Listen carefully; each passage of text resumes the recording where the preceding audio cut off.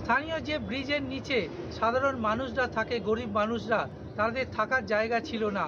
অবশেষে পরিত্যক্ত ব্রিজটাকে পুরো পরিষ্কার করে থাকার ব্যবস্থা করে দিয়েছেন স্থানীয় বিধায়ক।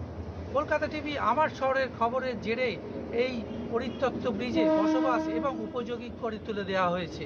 এনাদের ধন্যবাদ জানাই। এনারা আমাদের বলেছে, অনুমতি দিয়েছিল। আমরা অনেক দুষ্কৃতি জায়গায় ছিলাম, সেখান থেকে এসে এখানে কষ্টের মধ্যে ছিলাম, এখান থেকে এসে ওনারা জায়গা দিয়েছেন, আমরা এখানে এসে বসবাস করছি এবং বাচ্চা কাচ্চা নিয়ে রয়েছি। পর কলকাতা টিভি খবর দেখানোর পর এখানে বিধায়কের উদ্যোগে এখানে কিছু গরিব মানুষকে বসবাস করার জন্য জায়গা দিয়েছে। জায়গাটা পরিষ্কার হয়েছে, অন্যায় যে কাজকর্মগুলো হচ্ছিল সেগুলো বন্ধ হয়েছে এবং শুনেছি যে বাকি যে জায়গাটা পড়ে আছে সেটাও পার্ক বা অন্য কোনোভাবে ব্যবহার করা হবে। তার জন্য কলকাতা টিভিকে অনেক ধন্যবাদ।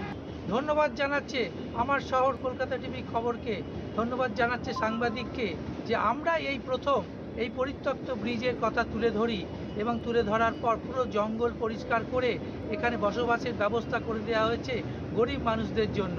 আমরা রেলের তলায় কীভাবে পড়েছিলাম, খুব অনুরায় পড়েছিলাম, আমরা খুব কষ্টে ছিলাম।